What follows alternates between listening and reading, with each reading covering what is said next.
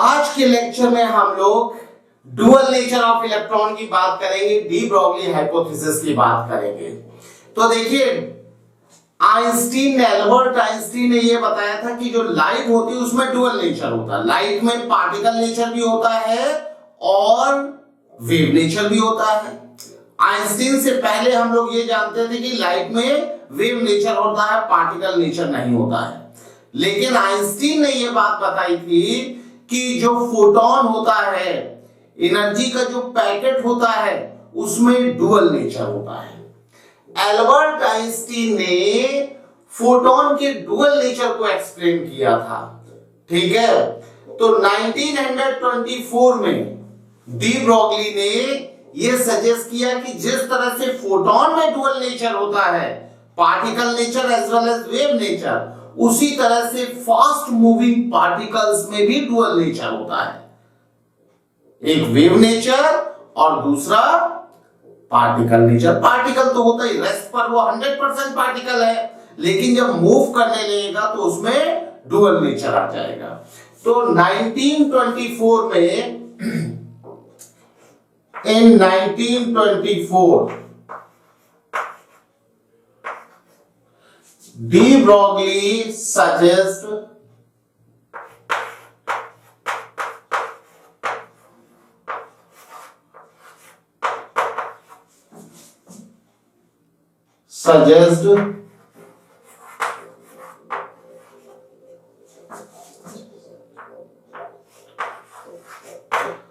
that moving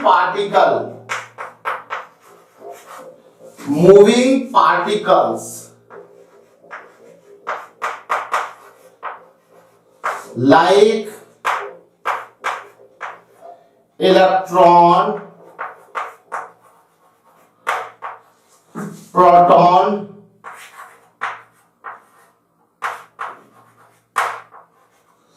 atoms, etc. has dual nature.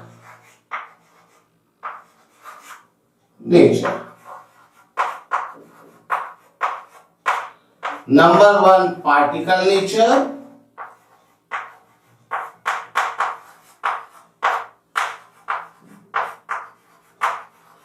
Number two, wave nature.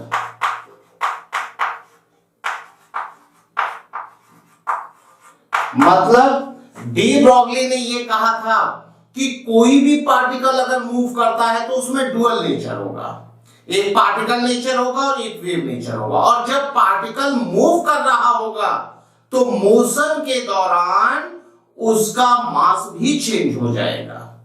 अगर कोई m मास का particle v velocity से move कर रहा है तो इसमें दो नेचर हो जाएंगे, एक पार्टिकल नेचर और दूसरा वेव नेचर। ये m नॉट हम लोग मान लेते हैं, m नॉट है rest mass of particle, rest mass of particle, rest mass of particle, mass of particle, rest mass of particle. तो यहां पर इसका जो मूविंग मास हो जाएगा, moving mass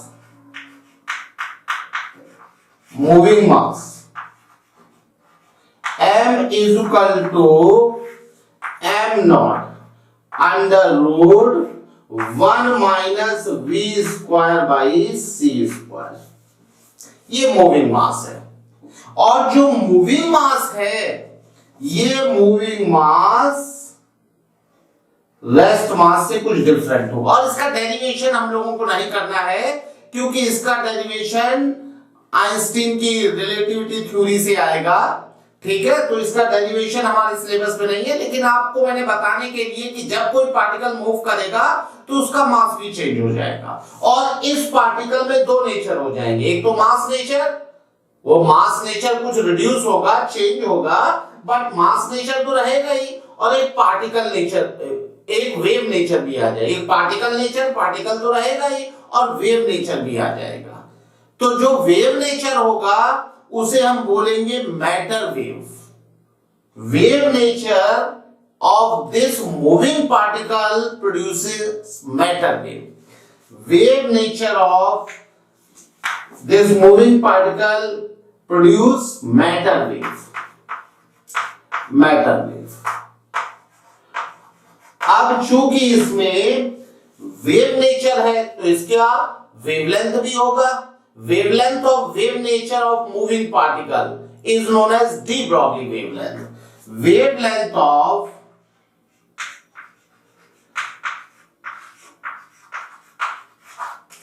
wavelength of wave nature of moving particle, wave nature of moving particle,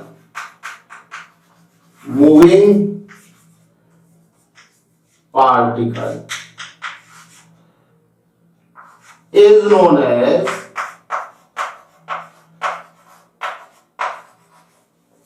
de Broglie wavelength.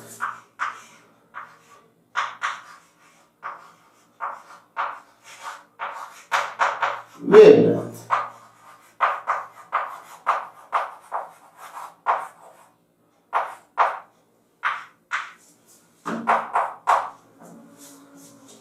This model is known as wave mechanical model of particle. ये जो model दिया था डी ब्रॉगली ने कि भैया moving particle में दो nature होंगे, एक वेव नेचर होगा, एक पार्टिकल नेचर होगा। This model is known as wave mechanical model of moving particle. दिस model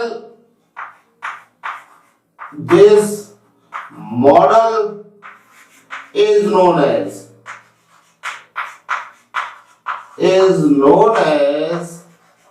wave mechanical model of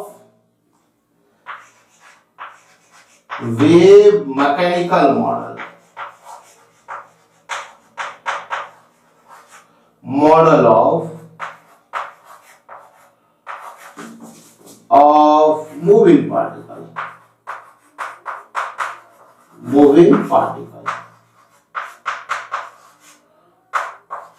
इस मॉडल को हम लोग बोलते हैं मूविंग पार्टिकल का वेव मैकेनिकल मॉडल, ठीक है। और जो वेवलेंथ होगी, wavelength of matter wave is known as de Broglie wavelength, और डी ब्रॉगली वेवलेंथ होगी कितनी? De Broglie wavelength lambda is equal to h upon mv। ये है डी ब्रॉगली वेवलेंथ। लैम्डा क्या है? Lambda is de Broglie wavelength.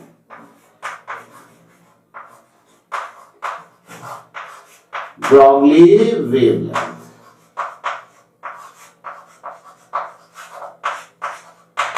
Lambda है de Broglie wavelength, ठीक है। अच्छा, यहां पर जैसे पार्टिकल में डुअल नेचर है, मूविंग पार्टिकल में डुअल नेचर, वेव नेचर और पार्टिकल नेचर, वैसे ही फोटोन में भी डुअल नेचर है। फोटोन हम लोग वेव मानते थे, लेकिन एल्बर्ट आइंस्टीन ने बताया था फोटोन हैज डुअल नेचर, ठीक है। तो हम लोग जरा देख लेते हैं कि फोटोन में वेव नेचर, तो हम लोग फोटोन का वेवलेंथ तो जानते हैं क्या होती है, लेकिन अगर उसमें पार्टिकल नेचर भी है तो उसमें मोमेंटम होना चाहिए। तो हम लोग देख लेते हैं जरा कि फोटोन का मोमेंटम क्या होगा, ठीक है।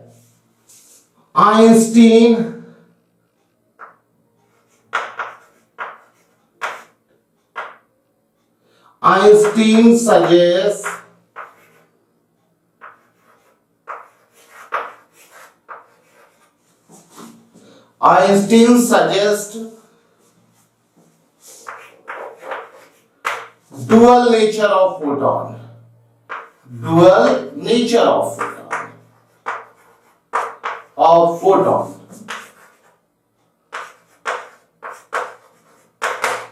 ठीक है ना। आइंस्टीन ने फोटोन के डुअल नेचर को सजेस्ट किया था, और उसकी वेवलेंथ क्या? वेवलेंथ तो हम लोग फोटोन की जानते हैं, वेवलेंथ क्या होती है?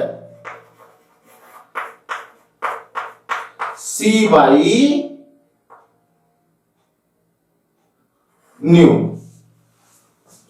न्यू होती है, ठीक है ना। तो अभी इसका आपका जो है मोमेंटम क्या होगा, मोमेंटम ऑफ फोटॉन। अगर फोटॉन में डुअल नेचर है तो उसमें मोमेंटम भी होगा, तो momentum of photon, of photon, photon का जो मोमेंटम होगा वो देखिए कैसे हम लोग कैलकुलेट कर सकते हैं। आइंस्टीन मास एनर्जी रिलेशन से हम लोग जानते हैं E is equal to mc², और हमारा जो फोटॉन है उसकी एनर्जी कितनी होती है, E is equal to hc/λ।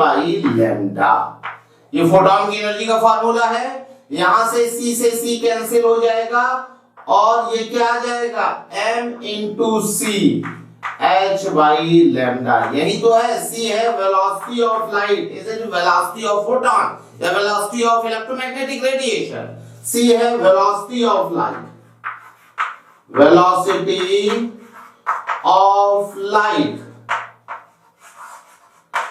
In vacuum. ये velocity of light in vacuum है 3 × 10⁸ मीटर पर सेकेंड, और यही क्या है, वेलोसिटी ऑफ फोटॉन है, वेलोसिटी ऑफ फोटॉन। ठीक है ना, तो मास इनटू वेलोसिटी क्या हो गया, momentum of photon, of photon. Photon का मोमेंटम क्या हो जाएगा, h/λ। तो यहां पर हम लोगों ने देखा कि आइंस्टीन ने यह बताया था कि भाई फोटॉन में भी मोमेंटम होगा क्योंकि उसमें पार्टिकल नेचर होता है। तो इसी का रिवर्स हमारे डी ब्रॉगली ने सजेस्ट किया, wave mechanical model of particle, और उसमें उन्होंने कहा कि जैसे फोटॉन में डुअल नेचर होता है वैसे पार्टिकल में भी डुअल नेचर होगा। Moving particle has dual nature, particle nature as well as wave nature. अब पार्टिकल नेचर में मास तो वो चूंकि वो पार्टिकल है तो पार्टिकल नेचर तो उसमें है ही, लेकिन जब मोशन करने लगेगा तो उसका पार्टिकल नेचर चेंज हो जाएगा, उसका इनर्शिया चेंज हो जाएगा, मास चेंज हो जाएगा। हम लोगों ने देखा m = m0 अपॉन √1 - v²/c², तो मास तो उसका चेंज हो गया और साथ में पार्टिकल में वेव नेचर भी आ गया। वेव नेचर है तो उसकी वेवलेंथ डी ब्रॉगली वेवलेंथ है। ठीक है, यहां तक किसी को कोई प्रॉब्लम नहीं होनी चाहिए। अब हम लोग बात कर लेते हैं डी ब्रॉगली वेवलेंथ के डिफरेंट फॉर्म्स की बात कर लेते हैं। डी ब्रॉगली वेवलेंथ हर मूविंग पार्टिकल की हो सकती है, लेकिन जो छोटे स्मॉल पार्टिकल होते हैं जिनकी वेलोसिटी ज्यादा होती है उसमें डी ब्रॉगली वेवलेंथ कंसीडरेबल होती है। अगर मास ज्यादा है और वेलोसिटी कम है तो डी ब्रॉगली वेवलेंथ क्या होगी, बहुत कम होगी, निग्लिजिबल होगी। ठीक है, तो जरा हम लोग variation of de Broglie wavelength या de Broglie wavelength in different particles देख लेते हैं। बात कर लेते हैं डी ब्रॉगली वेवलेंथ की।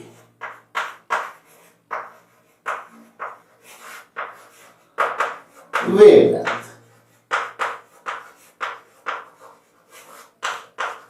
D Broglie wavelength, de Broglie wavelength की हम लोग बात कर लेते हैं। तो डी ब्रॉगली वेवलेंथ जब कोई m मास का पार्टिकल v वेलोसिटी से मूव करेगा तो इसमें डुअल नेचर होगा, particle nature and mass nature. वो हम लोग बात कर चुके हैं कि भाई पार्टिकल नेचर इसमें होगा, पार्टिकल नेचर, पार्टिकल नेचर होगा और वेव नेचर होगा। पार्टिकल नेचर में इनर्शिया डिफाइन करते हैं, इसको हम लोग m0 ले लेते हैं, रेस्ट मास। तो m = क्या हो जाएगा, m0 √1 - v²/c²। ये तो पार्टिकल नेचर डिफाइन कर रहा है मास। और वेव नेचर में जो वेवलेंथ होगी, वेव नेचर,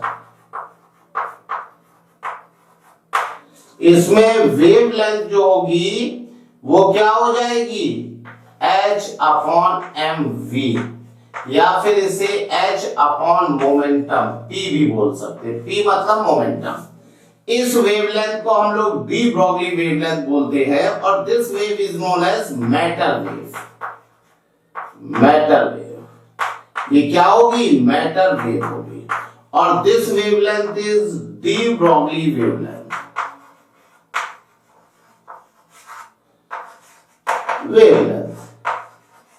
ये डी ब्रॉगली वेवलेंथ। अब देखिए मास ज्यादा होगा तो वेवलेंथ कम होगी और वेलोसिटी ज्यादा होगी तो भी वेवलेंथ, मतलब तीन ही पार्टिकल में हम लोग डी ब्रॉगली वेवलेंथ कंसीडरेबल होती है तो वहां कंसीडर कर सकते हैं, ठीक है ना। तो अब देखिए इलेक्ट्रॉन की डी ब्रॉगली वेवलेंथ हम लोग देख लेते हैं। तो अगर किसी एक्सटर्नल इलेक्ट्रिक फील्ड में कोई इलेक्ट्रॉन मूव कर रहा है तो उसकी डी ब्रॉगली वेवलेंथ क्या होगी, ठीक है ना। तो सबसे पहले तो हम लोग देख लेते हैं कि अगर काइनेटिक एनर्जी गिवन होगी देन डी ब्रॉगली वेवलेंथ क्या होगी। If kinetic energy of particle is k, if kinetic energy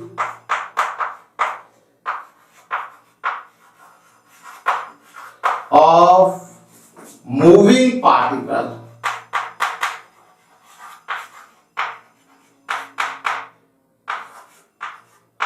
is given, अगर काइनेटिक एनर्जी गिवन है तब फिर डी ब्रॉगली वेवलेंथ क्या होगी? Kinetic energy is equal to अगर k गिवन है और m क्या है? Mass of moving particle, mass of moving particle, moving particles, ठीक है। तो यहां पर बेटा क्या होगा? काइनेटिक एनर्जी हाफ mv² होती है, ठीक है ना। हमें मोमेंटम निकालना है तो हम लोग क्या करेंगे? m से इधर मल्टीप्लाई कर देंगे, m से इधर, तो यहां से mv² is equal to 2mk आ जाएगा। अब m² v², mv क्या हो जाएगा? अंडर रूट 2mk, ठीक है। अब डी ब्रॉगली वेवलेंथ क्या हो जाएगी भाई? De Broglie wavelength, Broglie wavelength,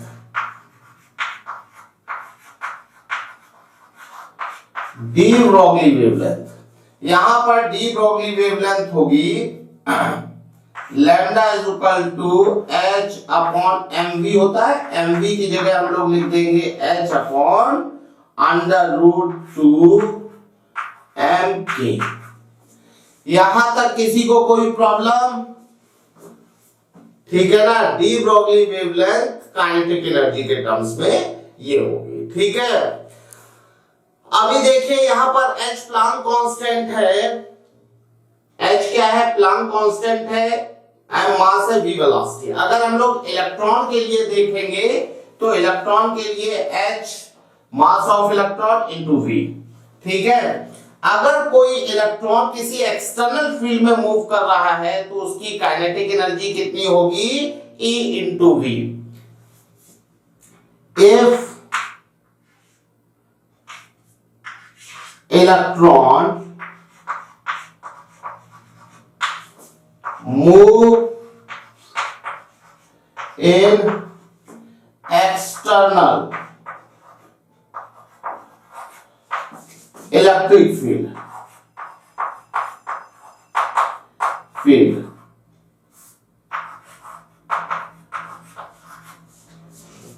having V potential difference, ठीक है ना। कोई इलेक्ट्रॉन V पोटेंशियल डिफरेंस में मूव कर रहा है, ये नेगेटिव ये पॉजिटिव, इलेक्ट्रॉन नेगेटिव चार्ज होता है, इस पर चार्ज P होता है, इसका पोटेंशियल डिफरेंस V है। तो यहां पर इसमें एक फोर्स लगेगा, पॉजिटिव प्लेट इसे अट्रैक्ट करेगी, नेगेटिव प्लेट इसे रिपेल करेगी, यहां पर फोर्स लगेगा। इस फोर्स की वजह से इसमें एक्सेलरेशन प्रोड्यूस हो जाएगा और जब एक्सेलरेशन प्रोड्यूस होगा तो ये काइनेटिक एनर्जी गेन करेगा। तो gain in kinetic energy of electron क्या हो जाएगा? Gain in kinetic energy of electron, वो क्या हो जाएगा E इंटू V। तो अभी काइनेटिक एनर्जी इलेक्ट्रॉन की ये होगी, तो वेवलेंथ ऑफ इलेक्ट्रॉन क्या हो जाएगा, de Broglie wavelength, Broglie wavelength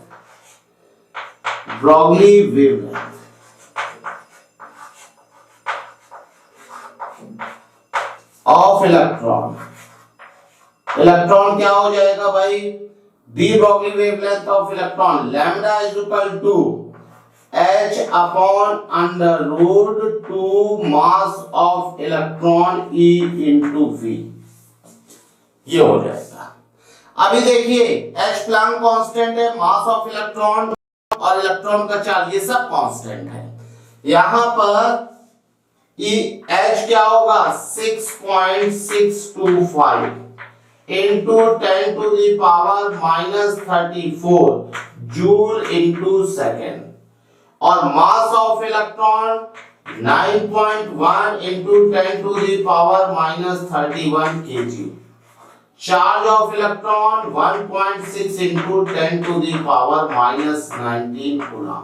सारा कुछ कांस्टेंट है, इसलिए इसको कांस्टेंट को अगर हम पुट करेंगे तो फिर यहां पर हमें एक सर्टेन वैल्यू मिल जाएगी, और वो सर्टेन वैल्यू होगी 12.3 upon under root V angstrom.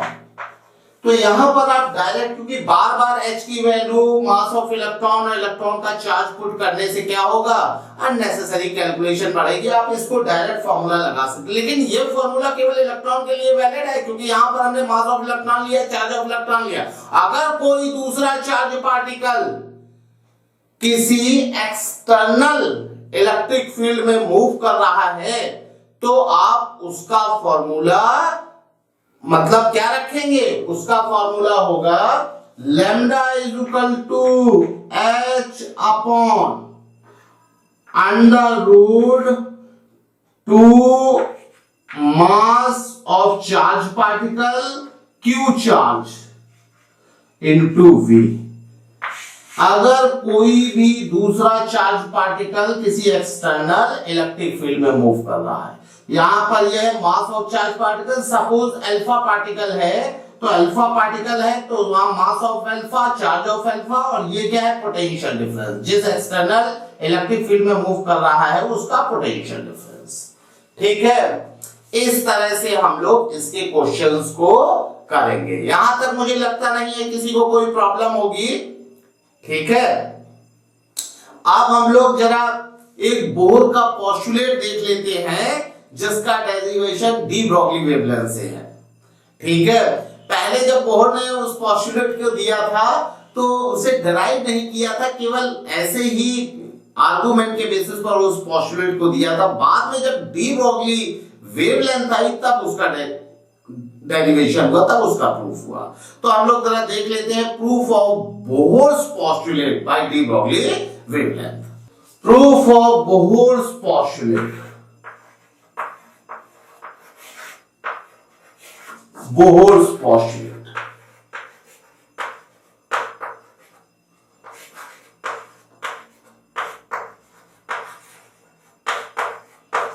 by de Broglie wavelength।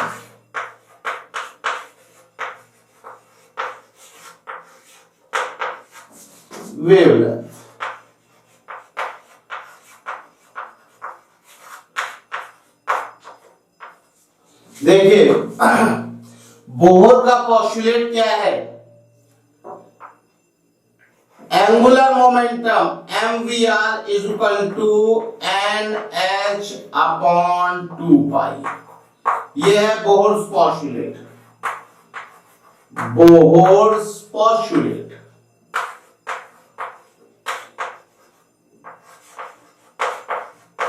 ठीक है ना, इसको हम डी ब्रोगली वेवलेंथ से प्रूव कर सकते हैं। कैसे प्रूव कर सकते हैं, देखिए जब कोई moving particle perfect wave form बनाता है तब वो अपनी एनर्जी लूज नहीं करता है। तो परफेक्ट वेव फॉर्म का मतलब क्या है कि जो उसका पाथ होगा वो परफेक्ट मल्टीपल ऑफ वेवलेंथ होगा। बात समझ रहे हैं? If path of moving particle, if path of moving particle, moving charge particle is n lambda, ठीक है ना, then it does not lose energy। इसका मतलब जो फर्स्ट सेल होती है वहां पर जो सरकमफ्रेंस होगी, भाई जो न्यूक्लियस के अराउंड इलेक्ट्रॉन सर्कुलर पाथ पर चलता है ना, ठीक है ना, तो यहां पर ये जो फर्स्ट सेल होगी इसमें सरकमफ्रेंस किसके बराबर होगी? ये फर्स्ट सेल है, फर्स्ट सेल, और ये सेकंड सेल है, second cell,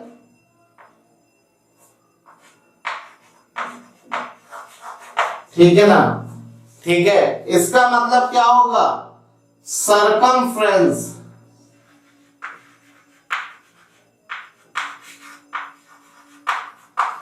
of first cell वो किसके बराबर हो जाएगी? लैम्डा के बराबर होगी। और सरकमफ्रेंस ऑफ सेकंड सेल किसके बराबर होगी? 2 लैम्डा के बराबर होगी। बताइए सरकमफ्रेंस ऑफ nth सेल क्या होगा? n लैम्डा के बराबर होगी। जैसे यहां पर न्यूक्लियस के around first shell, second shell, इस तरह से डैश डैश ये nth सेल है, तो nth सेल में जब इलेक्ट्रॉन रिवॉल्व करेगा तो जो उसका वेव फॉर्म होगा वो क्या होगा? परफेक्ट वेव फॉर्म होगा, n लैम्डा के बराबर होगा। अब देखिए यहां पर nth सेल का जो सरकमफ्रेंस होगा वो क्या हो जाएगा? 2 पाई rn, यही तो होता सरकमफ्रेंस अगर रेडियस rn हो, is equal to n lambda. अब लैम्डा क्या होगा? De Broglie wavelength, nh upon mv। mv को इधर ले आइए, mv rn is equal to nh upon 2 pi. तो देखिए यही तो बोर पोस्टुलेट था, एंगुलर मोमेंटम mvr, यहां हमने ns सेल लिया तो रेडियस rn हो गया, ठीक है ना। तो ये जो बोहर का पोस्टुलेट था, angular momentum is perfect multiple of h upon 2 पाई, ये पोस्टुलेट हम लोग डी ब्रोगली वेवलेंथ से प्रूफ कर सकते हैं, ठीक है। पोस्टुलेट इसीलिए बोल रहे हैं क्योंकि पहले इसका मैथमेटिकल प्रूफ नहीं था, केवल आर्गुमेंट के बेसिस पर और एक्सपेरिमेंट के बेसिस पर ये बात ट्रू थी, लेकिन डी ब्रोगली वेवलेंथ आने के बाद ये बात एक्सपेरिमेंटली और मैथमेटिकली ट्रू हो गई, ठीक है। यहां तक किसी को कोई प्रॉब्लम नहीं, समझ में आई सारी बातें। अब हम लोग बात कर लेते हैं हाइजेनबर्ग अनसर्टेनिटी प्रिंसिपल की, ठीक है।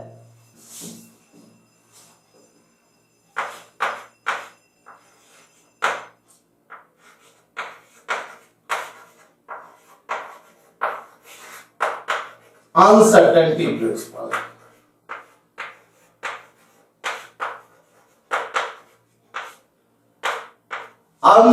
हाइजेनबर्ग जो अनसर्टेनिटी प्रिंसिपल है वो प्रिंसिपल बहुत इंपॉर्टेंट है, क्योंकि उसी प्रिंसिपल ने ये बताया कि जो पार्टिकल्स होते हैं वो जब तक हम ऑब्जर्व नहीं करते हैं तब तक अपनी एक स्टेट में नहीं होते बल्कि कई स्टेट में एग्जिस्ट करते हैं। हालांकि ये बात आपके लिए इस लेवल पे समझना थोड़ा सा मुश्किल है, क्वांटम थ्योरी से ये बात प्रूफ होती है। क्वांटम थ्योरी पता है क्या कहता है कि अगर इलेक्ट्रॉन को हम नहीं देख रहे हैं तो इलेक्ट्रॉन उस फॉर्म में एग्जिस्ट नहीं करेगा जिस फॉर्म में हम देखते हैं, वो कई सारे स्टेट में एग्जिस्ट करेगा। जब हम इलेक्ट्रॉन को देखते हैं तब वो सारी स्टेट्स कोलैप्स कर जाती है और एक सिंगल स्टेट ही केवल दिखाई देती। मतलब जब तक आप किसी चीज को ऑब्जर्व नहीं कर रहे होते हैं तब तक वो रियलिटी नहीं होती है, और जब आप ऑब्जर्व करते हैं तब रियलिटी फॉर्म होती है। बड़ी अजीब बात है, क्वांटम थ्योरी बड़ी अजीब बात एक्सप्लेन करती है। अकॉर्डिंग टू क्वांटम थ्योरी जो हमारे बेसिक फंडामेंटल पार्टिकल्स हैं इनका बिहेवियर बहुत एबनॉर्मल होता है। क्वांटम थ्योरी हमारी सोच से बहुत परे है। क्वांटम थ्योरी ये कहती है कि जो हम नेचर को जैसा ऑब्जर्व कर रहे हैं नेचर वैसी नहीं है, ठीक है ना। नेचर जब हम किसी चीज को देखते हैं तब वो रियलिटी बनती है, अगर नहीं देख रहे हो तो वो रियलिटी वहां पर उसकी एग्जिस्टेंस नहीं होती है। हालांकि इसकी बात हम लोग बाद में करेंगे, नहीं तो हम लोग अपने टॉपिक से भटक जाएंगे। अभी हम लोग हाइजेनबर्ग अनसर्टेनिटी प्रिंसिपल की बात कर लेते हैं। लेकिन हाँ, एक चीज आपको बताएंगे, हाइजेनबर्ग अनसर्टेनिटी प्रिंसिपल ही वो बेस है जिससे क्वांटम थ्योरी का ये कॉन्सेप्ट आया है कि हमारा नेचर जैसा हम ऑब्जर्व करते वैसा नहीं है। ऑब्जर्वेशन के पहले ये किसी दूसरे स्टेट में होता है और जब हम ऑब्जर्व करते हैं तो हमें रियलिटी दिखाई पड़ती है। अगर हम इसे ऑब्जर्व ना करें तो रियलिटी दिखाई, जैसे आप हमें ऑब्जर्व कर रहे हैं, हम आपको दिख रहे हैं, तो ये आप ऑब्जर्व कर रहे हैं तब हम आपको दिख रहे हैं। अगर आप ऑब्जर्व नहीं करेंगे तो हो सकता है हम हो ही ना। मतलब बड़ी अजीब सी बात है। इसके लिए हम किसी फुर्सत वाले दिन आपसे डिटेल में डिस्कस कर लेंगे और इस क्वांटम थ्योरी को आपको अच्छे से एक्सप्लेन करेंगे। अभी हम उस बेसिक प्रिंसिपल की बात कर लेते हैं जिससे क्वांटम थ्योरी का प्रिंसिपल डेवलप हुआ, और वो है Heisenberg uncertainty principal. Heisenberg uncertainty principal ये कहता है कि अगर कोई मूविंग पार्टिकल है तो उसकी पोजीशन का और मोमेंटम का एक साथ एग्जैक्ट मेजरमेंट इम्पॉसिबल है, ठीक है ना। देखिए कैसे, अगर कोई पार्टिकल मूव कर रहा है, ये पार्टिकल v वेलोसिटी से मूव कर रहा है और कॉन्टिन्यूअस इसकी वेलोसिटी वेरी कर रही है, इसकी वेलोसिटी कॉन्टिन्यूअस वेरी कर रही है। तो जब ये v वेलोसिटी से मूव कर रहा है और इसे हमने t टाइम पर हमने इसे ऑब्जर्व किया है, t टाइम पर, और इसकी वेलोसिटी कंटिन्यू वेरी कर रही है, तो यहां पर क्या है कि t टाइम पर सपोज इसकी पोजीशन x है, तो हम क्या है इसकी वेलोसिटी निकालने के लिए इसे थोड़ा सा मूव करेंगे ना, तभी तो इसकी वेलोसिटी निकाल पाएंगे। t प्लस dt टाइम तक हमने इसे मूव किया है। अभी इसका जो डिस्प्लेसमेंट हुआ है वो dx डिस्प्लेसमेंट हुआ है, तो इसकी वेलोसिटी क्या होगी, वेलोसिटी होती है displacement upon time dx by dt। इस तरह से आप वेलोसिटी निकालेंगे तो एग्जैक्ट वेलोसिटी आएगी। लेकिन जब आप ये वेलोसिटी निकाल रहे हैं तो आपने dx डिस्टेंस मूव कराया है। अभी इस डिस्प्लेसमेंट में, इस डिस्टेंस के बीच में किस पोजीशन पर ये वेलोसिटी, एक तरह से ये एवरेज वेलोसिटी है। ये एवरेज वेलोसिटी मतलब total distance upon total time. अभी यहां पर ये वेलोसिटी किस पोजीशन पे है आप पोजीशन एग्जैक्ट नहीं बता सकते। इसका मतलब जब आपने वेलोसिटी सही मेजर की है तो पोजीशन बताने में आप जो है सक्षम नहीं है, पोजीशन का एग्जैक्ट मेजरमेंट नहीं कर सकते, एग्जैक्ट पोजीशन नहीं बता सकते हैं। और वेलोसिटी मेजर करने के लिए आपको बॉडी को डिस्प्लेस करना ही पड़ेगा, है ना। और मोमेंटम क्या होगा, मोमेंटम होगा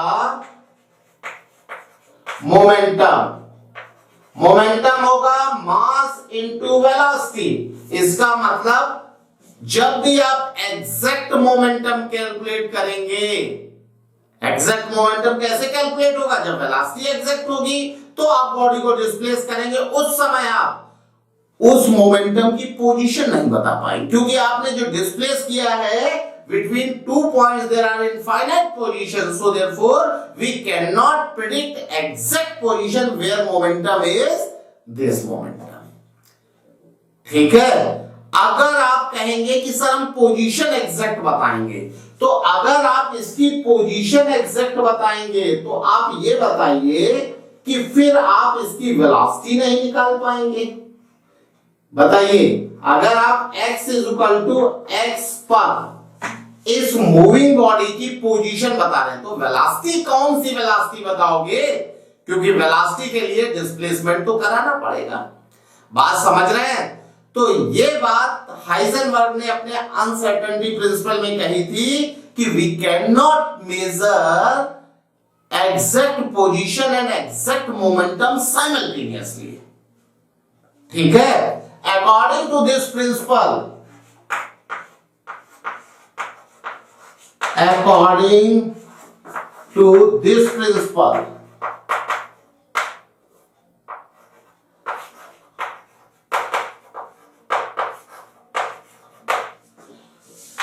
we cannot measure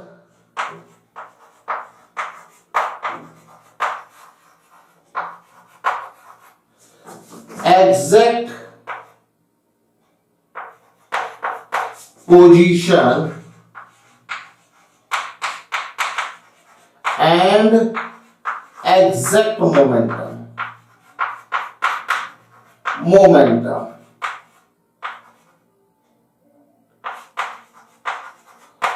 of momentum simultaneously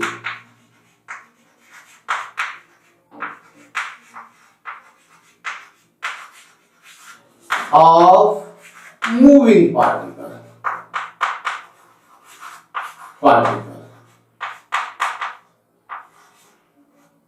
ठीक है ना? If delta x is error in position,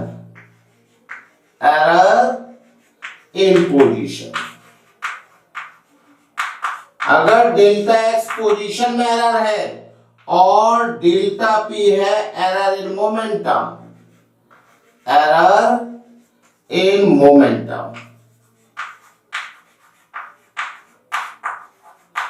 तो क्या होगा? According to Heisenberg uncertainty principle, delta x into delta p should be greater than equal to h upon 4 pi, जहां पर h है Planck's constant.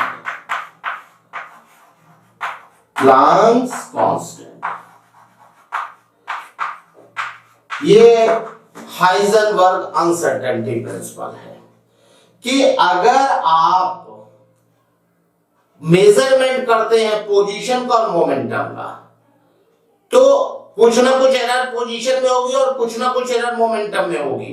उन दोनों एरर का मल्टीप्लिकेशन h अपॉन 4 पाई के बराबर या उससे बड़ा होगा, कभी कम नहीं हो सकता है, चाहे जो आप कर ले। बात समझ रहे हैं? तो यहां पर मोमेंटम तो आप जानते हैं डेल्टा पी क्या होगा? Delta P is equal to mass into delta V, मतलब आप लोग delta X m into delta V भी लिख सकते हैं, h अपॉन 4 पाई से बड़ा होगा। बात समझ रहे हैं? तो ये हमारा हाइजेनबर्ग अनसर्टेनिटी प्रिंसिपल है। एक एग्जांपल हम लोग इसमें देख लेते हैं। एक एग्जांपल है, एक gold ball has a mass of 40 gram and speed is 45 metre per second. एक गोल्ड बॉल है,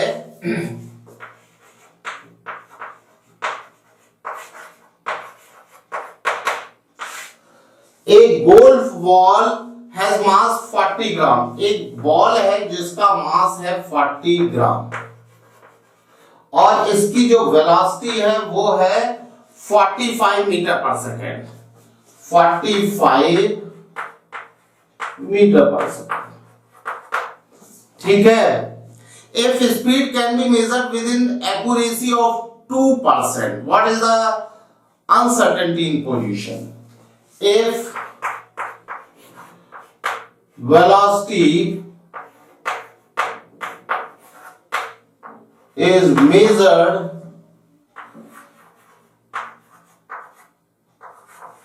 with accuracy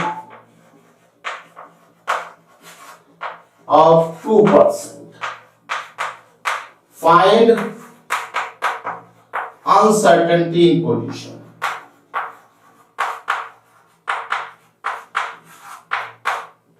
इन पोजीशन।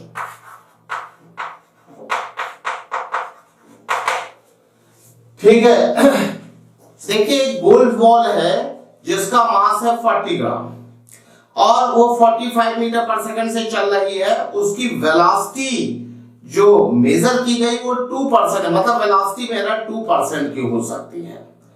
ठीक है ना, तो हम लोगों को निकालना है एरर इन पोजीशन। तो देख लेते हैं डेल्टा वी कितना हो जाएगा, 45 का 2%, 2/100 मतलब 0.9। ठीक है, और यहां पर इसका डेल्टा पी कितना हो जाएगा, मास इंटू डेल्टा पी। मास कितना है, 40 ग्राम है, 10⁻⁻3। डेल्टा वी 0.9, ये आ जाएगा।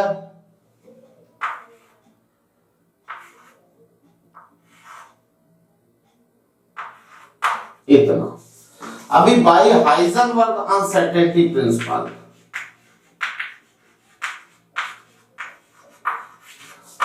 अनसर्टेनिटी प्रिंसिपल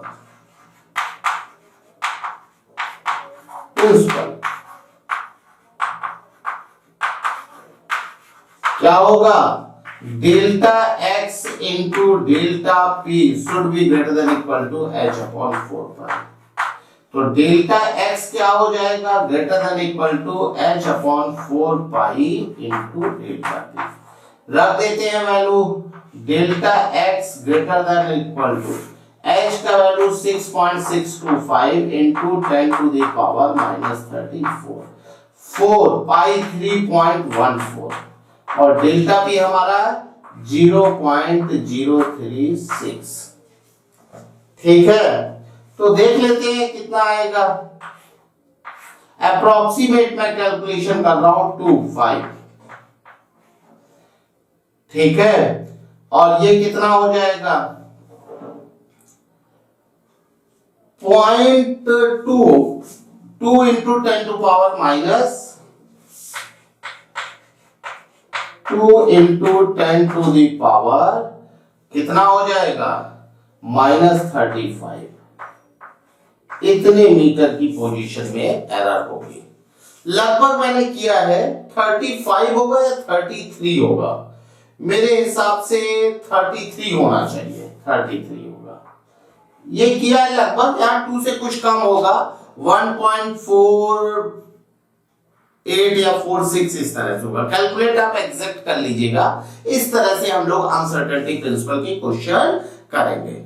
अगले लेक्चर में हम लोग बात करेंगे ऑर्बिटल की। ठीक है, ओके, थैंक यू।